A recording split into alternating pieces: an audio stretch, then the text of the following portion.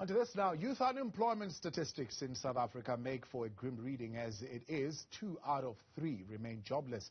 This is despite the lofty targets of 1 million jobs for youth, an initiative of Youth Employment Service started over about 4 years ago. To date, just over 80,000 jobs have been created, and that milestone is not without shortfalls. Joining us now to explain why youth employment strategies appear ineffective are Youth Capital Project lead Kristal Duncan-Williams, Youth Employment Service CEO Ravi Naidoo, and Taryn, head of the youth at non-profit company RLab. Good evening. Thank you so much for your time and joining us tonight here on In Focus. Ravi, let's begin with you. I mean, when we look at the employment roadmap of South Africa and the promise that I already mentioned that was made 4 years ago or so by President Cyril Ramaphosa, that the YES program will create about 1 million jobs. What has actually happened in the 4 years or so? So we do get the question, where is the 1 million jobs? What to do about the 1 million jobs? And to begin with, the 1 million jobs target was highly unrealistic. I think everyone would see that as quite obvious. Maybe it's aspirational at the time. But I suppose what they were right about when they launched the program, which is started by the private sector and totally funded by the private sector, is it is the biggest private sector jobs program in the country. So it gets no taxpayer money, so it must not be confused with all the public works programs or the public employment. It gets no money at all from the taxpayer. It's entirely based on voluntary support from the corporates, and it's been a huge success, right? So it's been a huge success if you consider it as a private sector initiative. It's not meant to replace economic growth. It's not what the government is supposed to do with its own money. These are corporates helping youth. So what's happened is it generates about 2,000 to 3,000 jobs per month. So that's 82,000 jobs, as you said, which equates to about 4.6 billion rand paid as salaries to young people. 90% of them are really from social grant households. And, where will they end up? So about 45% of them at the end of their program, which is like a year, end up in a job, which is very high impact. But, there's two places where these youth go, right? So one is many of them will become senior professionals because they have exposure now to private sector experience, most of them. They're going to become people who run departments and divisions that support jobs.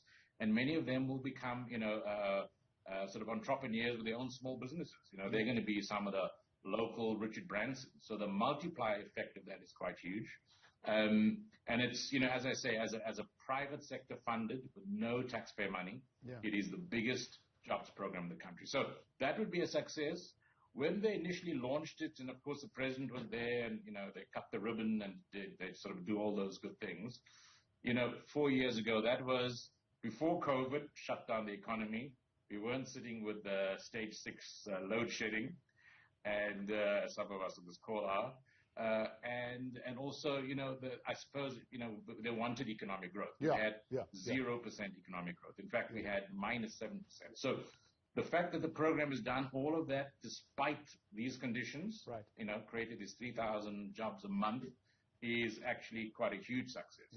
I mean, obviously there are people frustrated about, there's millions of youth unemployed. You don't look to one program to do that. You look to get economic growth going. You look to get skills in the economy going. There's a whole lot of things you have to do. These programs are supported. I'm going to come back to that. Let's bring in Taryn and Kristal here. Kristal, in the youth employment ecosystem, do you consider what the YES program has done a rousing success? Thanks, Tabo. I think to follow on from Ravi's point, I think the fact that they've created that many jobs, as he says, comparative to other singular programs out there, is still a success. I think exactly to Ravi's point, we have over 9 million young people. No entity, not even the government, is going to solve for that through one program or one solution. We at Youth Capital really pride ourselves on saying that we put young people's voices and their experiences at the center of any discussion we have, and to put forward solutions that we know address the struggles that young people face in their journey from places of learning into places of sustainable livelihoods and, some kind of earning opportunity. And the one thing I think all of us on this call can agree on is that youth in this country are not a heterogeneous group. To treat them as such would do them a disservice, and therefore we can't expect one program to come up with this magic number. I'm glad that Ravi said that the original targets were unrealistic. I think all of us can definitely agree on that. But even to Ravi's point, even if we waved a magic wand tomorrow and fixed ESCOM and created 9 million jobs for the 9 million young people who are not in employment, educational training, young people are still not equipped in this country to be able to grab those opportunities and to hold on to those opportunities. And we all need to work together in preparing young people to step into that workplace, and work that we at Youth Capital, and I think Yes is interested in this as well, is understanding from employers, what do they need from young people? We know there's a skills mismatch, but it goes deeper than that. And we need to speak to young people, and we need to talk to small business owners, because I think that's where the magic lies, and that's a missing gap. And we can learn some lessons from the YES program and how to work with these smaller businesses to absorb these youth. So I think it's really, we have to have a collaborative approach. We have to have a focused agenda that really understands the journey of young people, like the action plan that Youth Capital has put forward. And then we all need to add our contributing pieces to the crisis of youth unemployment. Yes. Taryn, have we, in the last 3 years or so, following the announcement of this, managed to build a youth employment ecosystem that collaborates and that works with one another? From what I'm hearing, it seems the YES program has been carrying much of the weight, but there hasn't been a collaborative effort with other initiatives that are coming on board to assist as well.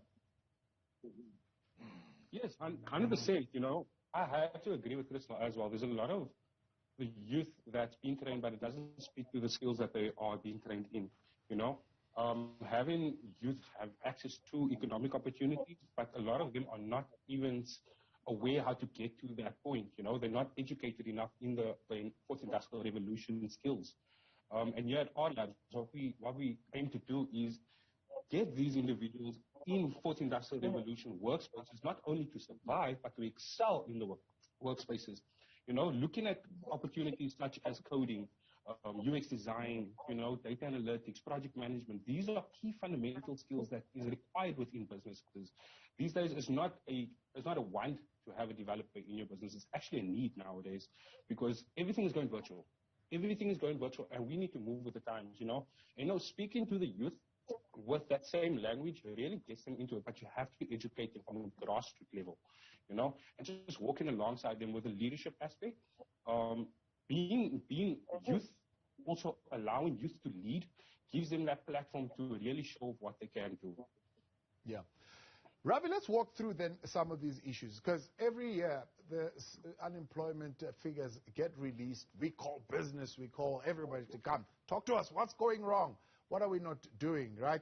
One of the conversations that have come up, I think, with the Black Business Council, if I am not mistaken, is that young people are caught between two things that are really hitting them hard. One is what you've already mentioned, an economy that is unable to get going.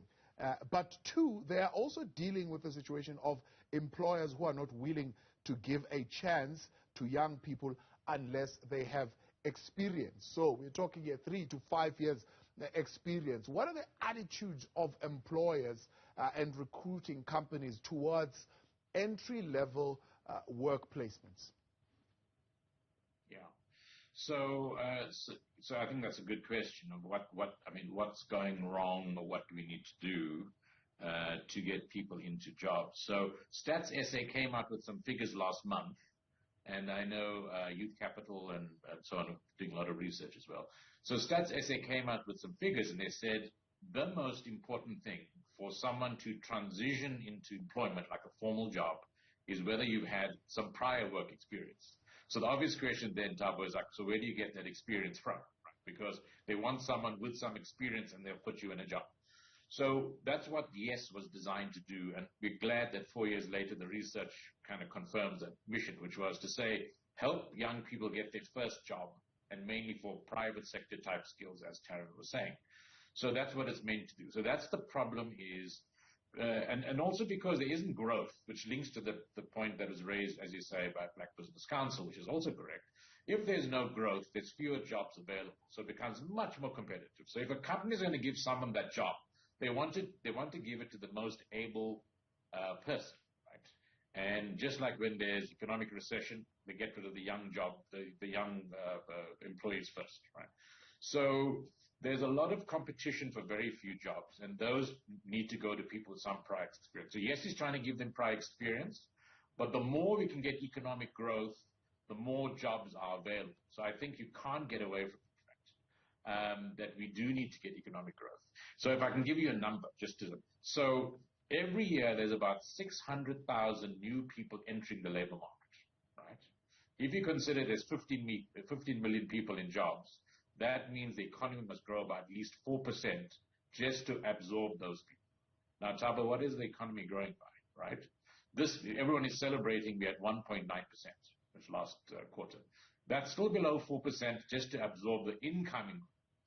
So as a country, we really have to solve the economic structural issues. We've got to improve the quality of education. But your viewers and everyone else says, oh, but that's going to take so long. What do we do now? What do we do now? And that's why programs like YES and all the other programs on youth jobs are important in the meantime. Because even if you're having a lot of growth, we'll still need a YES because all countries have special programs for youth. So what we're trying to do, maybe to answer your early question, how do we all work together? So YES works with Harambee and the Jobs Fund. So we're trying to work together. We even share a common database now, where some are more on the training, we are more on the working with the private companies. As I say, we are fully private sector funded. So we're trying to work together under very difficult circumstances, and in the absence of economic growth. But the key thing we're solving for now is let's try to give as many young people as possible some prior experience so they can transition into employment. So yes, in a way, is not. We would love to have 9 million people come through. But effectively, we are just the best pipeline for private sector jobs for South Africa's young talent. So the people who come into our program are probably some of the more talented people, and they're lucky, and we hope they go on to become Richard Bransons. But we are all aware that there are bigger things in the economy that must happen to really create the conditions where we can also create success. So everyone is we're trying to do as much as we can and be very grateful for the corporates who come on board. Let me just say one last thing. Many of them are coming on board because they see there's a long-term problem for the country, and they're not even doing it for BE reasons. They're just doing it as something they write up in their sustainability report. They've had an impact. So we're very glad for that. But it's all under very difficult economic circumstances. Let's explore that a little bit further when we return. We've got Kristal Duncan-Williams of Youth Capital, Youth Employment Service CEO Ravi, as well as we've got Taryn as well, Abrams from the RLab joining us. And let's hear your views tonight. What do you think is working in this youth employment ecosystem, and what needs to be improved? Ravi is quoted at some point as saying that we need massive interventions that are required to be made soon, especially if we look at what happened during the July unrest last year. We'll go more into those big interventions in just a moment. But let us know what your thoughts are. 072-110-5584 or tweet us at Newzroom 405. You're back tonight on In Focus here on Newzroom Afrika, Channel 405. Thanks for staying on. We have Kristal Duncan-Williams of the Youth Capital, Youth Employment Service CEO Ravi Naidoo, and head of Youth at RLab, that's Taryn Abrams. And taking your thoughts tonight on 072-110-5584 as we wrap up Youth Month. We want to talk about what needs to be reformed to create better employment for the youth, because it's something that, of course, is a ticking time bomb, as they say, and that particular situation gets worse by the day if nothing is done about it. And Kristal, let's bring you in here. What would need to change, right? So you've got employers, as you put it, who are saying, no, we will not take time to teach new entrants. We just don't have time to do that on how to do a job. They need to come already trained by institutions of higher learning, and they need to be playing their part to really bring their youth ready into the workplace. We speak to the institutions of higher learning. They're saying we are doing everything possible that we can possibly do, but it's simply not translating. So what would need to change so that this becomes and works a little bit better? So, I think to go back to my point about youth being a heterogeneous group, you speak about institutes of higher learning, and many young people come through some kind of post-school education, but many young people don't. Many young people are just actually trying to still get their matric certificate. 3 years down the line, they failed, or they didn't get marks good enough to get into some higher learning institute. And so I think the fact that we have such a thriving youth development sector is such a strength of South Africa, but the downfall, as you say, is that youth organizations are so busy doing the work. RLabs that are smaller organizations are so busy doing the work on the ground that they often don't have the time to look up and to see how their work fits into the bigger piece of the puzzle. So I think that's something that, we at Youth Capital are really trying to drive home. How do we become more collaborative? If there's a program that works and that is scalable, if another organization has some funding to branch out into youth development, and often hear young people saying, we work in the school space, we want to move into, the after school space because young people leave school, they need guidance there. And I always say to them, there's so many amazing programs that give young people that kind of sense of self and the career guidance in that transitions phase that young people face. So we need to stop reinventing the wheel, I think, and work more collaboratively around that. And then to this idea about institutes of higher learning providing some kind of workplace experience. I think in this country we keep convoluting the role of universities with that of technical and vocational training institutes. Universities are academic institutes. They're there for higher learning and for the love of learning. When you're talking about technical skills, that's the role that the TVETs should be fulfilling. And where they're falling down is the private sector just aren't absorbing enough young people to get the practical component. So TVETs are underfunded. A lot of the time, the equipment they're using is a little outdated, and so how do we get better partnerships? And we understand that the private sector is frustrated with working with TVETs because many of them are quite dysfunctional. But I think that that's really a piece of the puzzle that we need to get right. And then to go right back to school level, young people are going to aspire to study particular fields based on what they know is possible.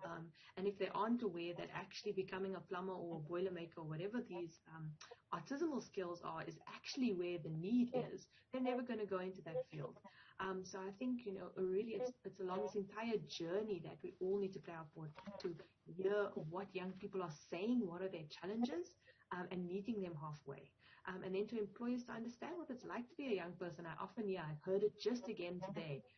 Young people just don't pitch up for interviews. And I'm sure that they don't, but it's not because they just ghosted you. It didn't feel like coming on the day. There are many challenges that young people face. We recently put out a report looking at the costs of job seeking. Young people are literally having to choose. 8 out of 10 young people said they had to choose between putting food on the table or looking for work and going for an interview. That is the reality of the youth in this country, and I think employers need to understand that.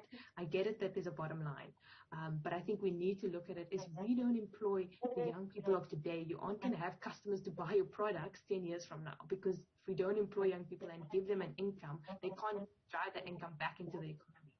And so I think we really need to think about young people as that's what we call youth capital. They have potential. They are the capital of this country, and not think about them as this ticking time bomb that's going to explode, but rather that we as a country are missing out on all of their skills and their grit and their resilience because we aren't providing a system that supports them to become thriving adults. Certainly there's a feeling, Taryn, that we are missing out on this skill in a sense that I know Ravi is more optimistic that they'll go out, there'll be Richard Bransons of this world, there will be Elon Musk of this world, but again, I'll quote the Black Business Council that these young people are hired because of this experience barrier. All they really end up doing is making tea and nothing else. They never really get to do the work or experience or get some kind of learning. So then it's like a box-ticking exercise where we took them in, but they feel like they earned that stipend, and all they really did was go in, make photocopies, and maybe sit and make tea for the executive. I mean, how do we move past that particular point? Well, I highly agree with what Kristal said there. Just, giving them the chance to actually do what they want to do and get to where they need to be, Here at RLabs, we like giving hope. Our tagline is making hope contagious, And what we've learned is that the youth that came through the YES program, a lot of them were hopeless. They lost hope because of the pandemic, because of what circumstances they were sitting in. And just a matter of getting a small stipend gave them a little bit of hope. But at the same time, equipping yourself in first world or fourth industrial revolution skills, and also getting a practical experience in that. What they also do is we have this great initiative and a partner called Zlato. And Zlato, what they really do is reward you for all the good you do. This has really helped youth excel without the use of money. It's more of a point system where they can be rewarded for all the good they have done. And with that, they can get clothes, they can purchase bus tickets, they can get themselves things from ShopRite, to make themselves presentable for a job opportunity. And throughout the journey with RLabs, what we usually do is we upskill you in a lot of technical skills, but we also, for those people that are not really into the tech industry, we have programs such as IP, innovation entrepreneurship programs. We support individuals that wants to start businesses, that wants to start ventures, entrepreneurial steps, moving into the economy, walking alongside you with mentorship, guiding you on how to start a business, run a business, and also sustain a business.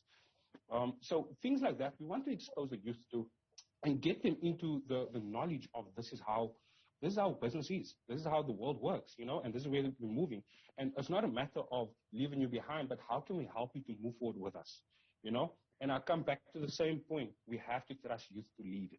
A lot of our big companies, based on our research, is that they do a lot of outsourcing in order to gain skills or services when all the stuff is already locally here. It's just not being seen. And just providing a platform for youth to step up and get those opportunities and actually excel. I think one of the biggest rewards within the RLabs ecosystem is that everything's interconnected. If you want to upskill yourself, you have programs such as Skills Accelerator. If you want to get into entrepreneurship, you have programs such as IP. And if you want to explore more in the marketplace, we have our Aware marketplace. We have Ukazi, where you can actually market your skills and services. If you're a graphic designer and you want to do a design for another company and they can't afford to employ you, you can offer them a service, So things like that, we're looking at how we can break the barrier of the norm, which is I don't have money. I can't get to the interview because I don't have transport to the interview, So this is real life things, And a lot of the times it's been overlooked. Because you need to make a plan to get to where you need to be. But how do I do that? I don't have the support. I don't have the knowledge. I don't have any structure of how to do what I need to do. Here at RLabs, we try and give you that arm around the shoulder and just walk alongside you in order to get to where you need to be. Right. It's more of a launch pad to success, 100%. Let's take a break with a look at some of the messages coming through on WhatsApp tonight from Anonymous on the conversation and what needs to be done. SETAs are not effective. Their role is to spend money on reporting enrolled and completed learners. Programs funded for are not impactful. Almost 85% of youth trained, paid for by SETAs are still unemployed. Why? We'll ask Ravi. Maybe he'll be able to answer us on that in a moment. Stay with us. In Focus continues shortly. Welcome back live tonight on In Focus as we wrap up Youth Month once again, giving a stab at the conversation on youth unemployment and what needs to happen in that space. Massive interventions that need to be made and need to be made soon. Kristal Duncan-Williams, Ravi, Naidoo, as well as Taryn Abrams still with us. Ravi, let's come back to you. I mean, in that article quoted in December, it was just after the unrest, of course, you reflected on that and you're saying massive interventions are needed. But here's how you put it. We require decisive action that's ill-suited to contested and complex policy process. In other words, not popular decisions that we need to make that sometimes would create a whole lot of contestation in the country.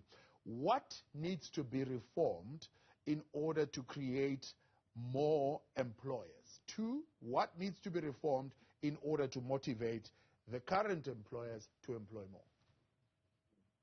Okay. So I think just following from the conversation from that we had earlier, so if you look at CETAs and TVET colleges and education system, the government, the public sector spends 441 billion rand just in those public education schools, TVET colleges, CETAs. It's a huge amount of money. I feel very sore about that because YES doesn't get 1 rand from the taxpayer. But what we love is if that money could really work very hard for education and skills development, and if you could partner TVET colleges, let's say, with private companies that can help people get the skills and the exposure and the networks to go into jobs, that'll be really good. So I think that's one thing that'll make a big impact. It would make people more employable because the training budgets of the government are helping people for employability. I think what would also help in terms of companies employing people would be, so we have a lot of red tape on SMEs. So in many countries, small businesses are where the investment comes from and where the jobs go. In South Africa, we treat small businesses like they're big businesses in terms of regulations, which means they don't have HR departments, they don't have compliance officers, they're drowning in red tape. So our SMEs probably have potential to create, millions of jobs. Let me say millions with some apprehension there, but that's where a lot of youth would go internationally. In South Africa, we don't really get that. So I think it's really around the firms. When I was talking about contested spaces, fixing education has been a challenge for 28 years. We haven't made progress. And it's a source problem. That's the root of all evil in terms of employment for South Africa. I think we do need to look at how we regulate businesses, even from labor laws and red tape issues for small businesses, so they can absorb. So I think those are difficult issues. Obviously, the big issues we all know, for big businesses are really around, power supply, the ports don't work, can we get spectrum, also 10 years late. So a lot of it is in the hands of the public sector and the government from a regulatory point of view, and that's where a lot of the blockages are.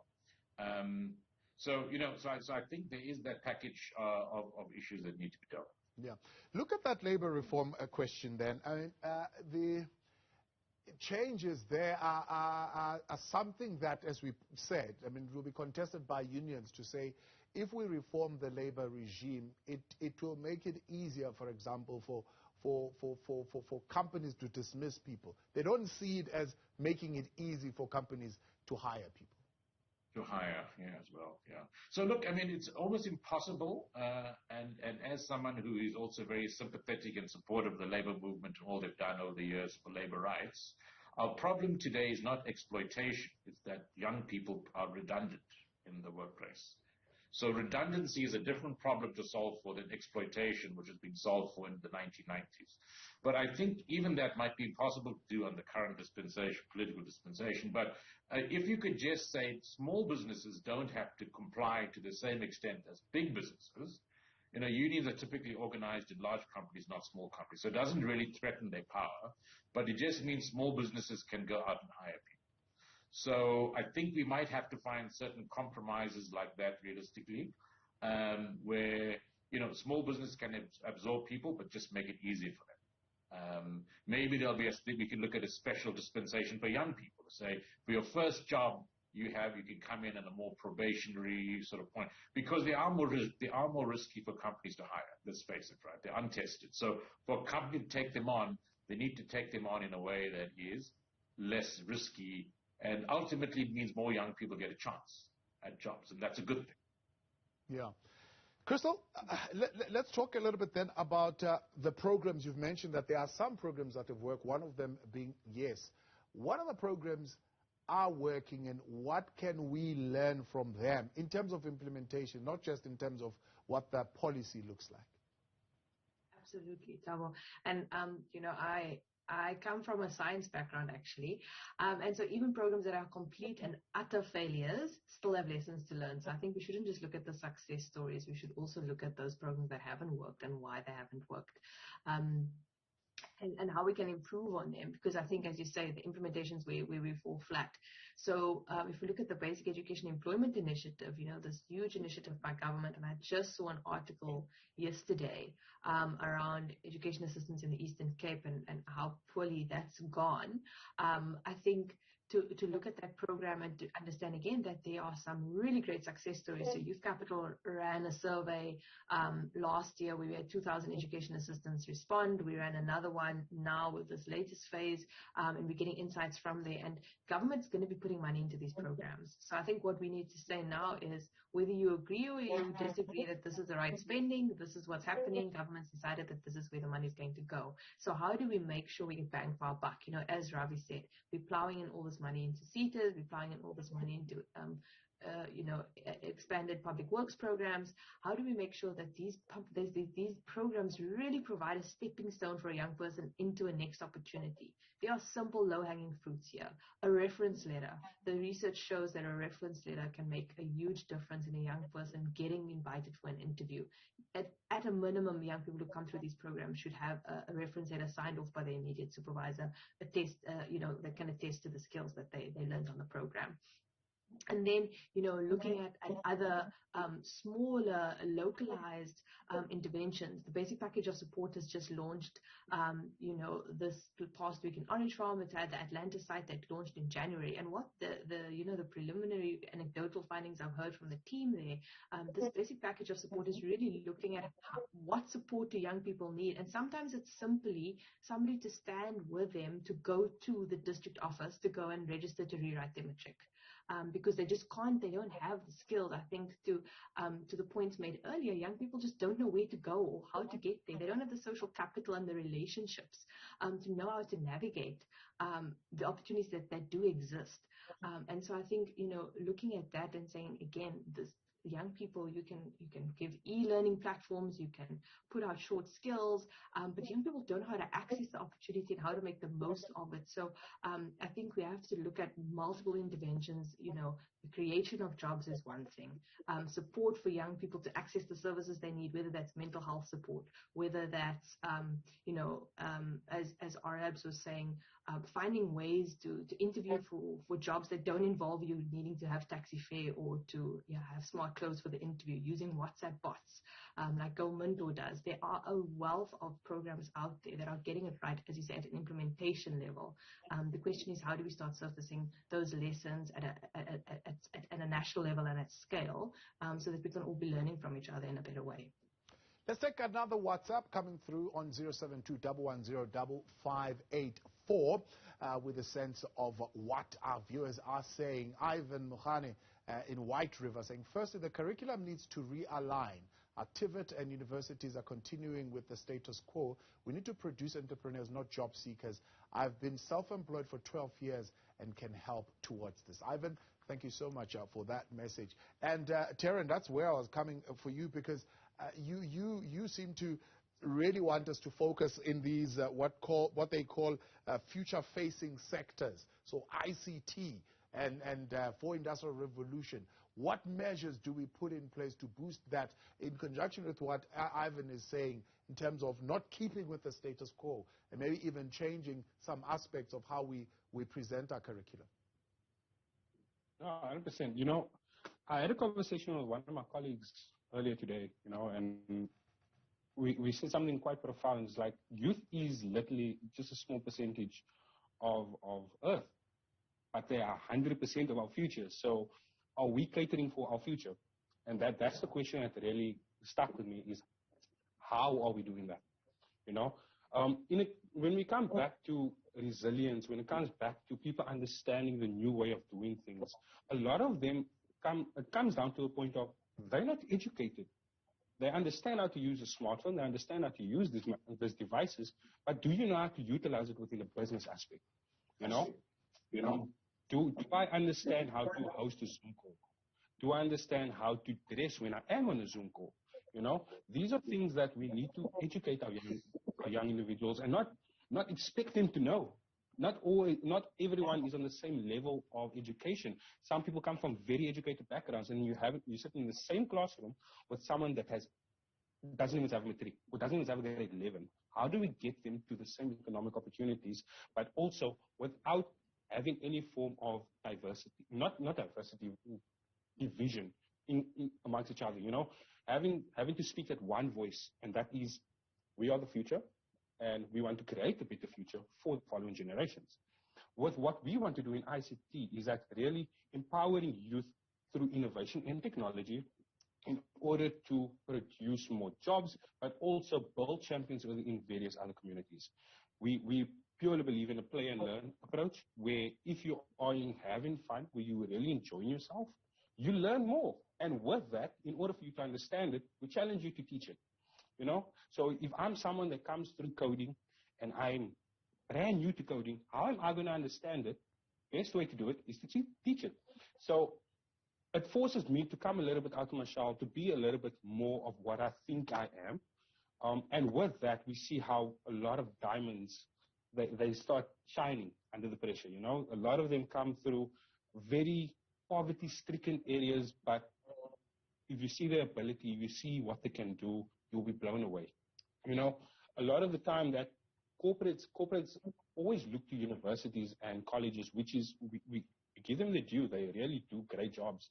However, are you also catering for the ones that don't get the opportunity to get there, but they have the skill? Right? So these are things that we're trying to zoom in a little bit more, and really, how do we get them to these opportunities? The big thing is the opportunities are there, but getting the youth to the opportunities and having them excel in those opportunities, that is the challenge. I don't think it's a matter of numbers anymore. I think it's a matter of impact and really being intentional about that impact with our youth. Yeah. And not only our youth, but people in jobs and that are currently looking for employment. Anonymous also sending us a WhatsApp message as we wrap up, Ravi, saying, since 2019, after my master's, I can't secure a job in town planning, yet municipalities sit with a huge shortage of town planners, but politics are always at play in recruitment processes. So many of us are depressed and our families are poor and wondering why we went to school. I'm bringing this in, Ravi, because one of the points that you've also raised is allowing high-skilled immigration as one of those reforms that we maybe want to look at. But there's a sense, I mean, even with that WhatsApp, that we've got high-skilled here. We can't be bringing skills from outside, but use the skills from right here at home. Yeah.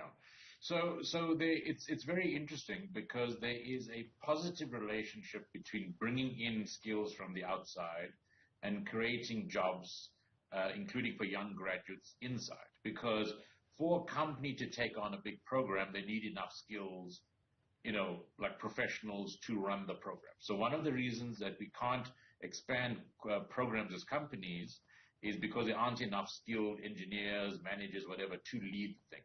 But if they were here, they could hire and maybe mentor 10 people each.